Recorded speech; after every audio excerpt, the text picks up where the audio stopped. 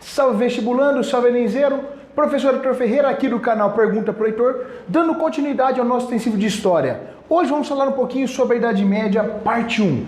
Só que antes de começar a aula, dá uma olhada aqui, vai passar um linkzinho para você, clica, vai lá, veja a playlist, todas as aulas do intensivo de História, porque aí, jovem, vai ser sucesso. Depois que ver, retoma essa aula. Beleza? Então, sente-se aí e bora pra aula. Roda a vinheta!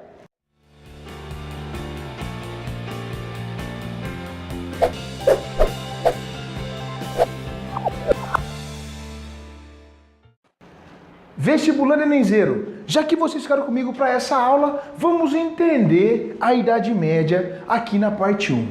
Primeiramente, entenda o seguinte, quando você pensar em Idade Média, marco cronológico, declínio de Roma Ocidental. Pô, beleza, professor, quando acontece isso? Efetivamente em 476. Qual é a grande motivação? Ó, motivaçãozinha para você, as invasões bárbaras. Marcou isso aí? Invasões bárbaras, marca o declínio de Roma Ocidental e o início da Idade Média. Pô, beleza, professor, mas e agora o que eu tenho que saber? Ó, periodização da Idade Média, coisa simples. Ela tem como início o século V e vai até o século X, primeira microdivisão, Alta Idade Média. Professor, quais são os acontecimentos aqui? Tenho dois de grande porte. Eu tenho, ó, os reinos bárbaros e eu tenho o processo do quê? O processo de ruralização da Idade Média. Europa ruralizada, pô, beleza. O que mais que eu tenho que saber, professor? No século X, eu entro em uma outra fase, conhecida como Idade Média Clássica. Na Idade Média Clássica eu tenho um acontecimento importante, que é o advento do quê? Das cruzadas. Como consequência, eu vou ter o retorno do comércio.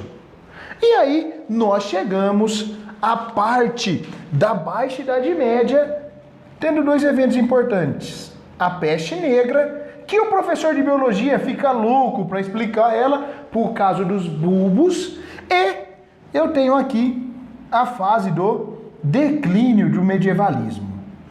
Tranquilo isso para vocês? Nada novo, nada novo. Essa divisão em três partes é apenas para ter uma cronologia exata. Poderia colocar aqui do século V ao século X, do 10 ao 15, dividir em alta e baixa.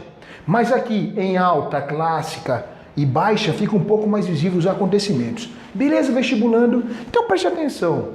Quando você pensar em Idade Média, lembre-se sempre que tem os laços de fidelidade, certo?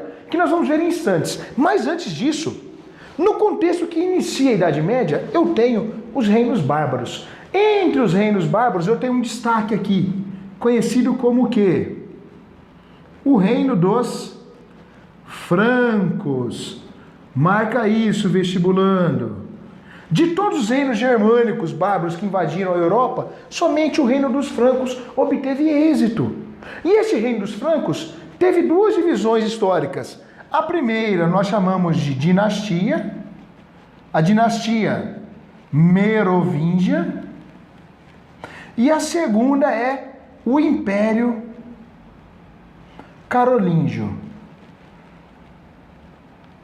Professor, o que eu tenho que saber do reino dos francos? Basicamente, coisa simples, jovem.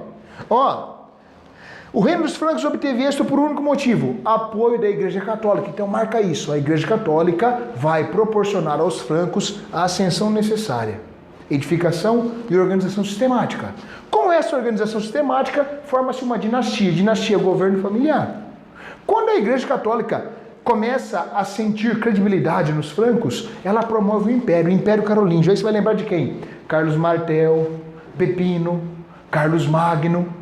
E aí, no século IX, ó, marca isso, ó, os reinos bárbaros vão declinar no século IX. Sabe por qual motivo? Porque o reino dos francos cresceu muito. E esse crescimento proporcionou o quê? Uma grande crise. Qual crise? A igreja parou de apoiar os francos.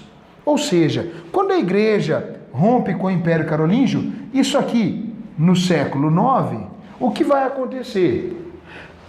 o reino dos francos, o Império Carolíngio, não tem força para continuar sozinho.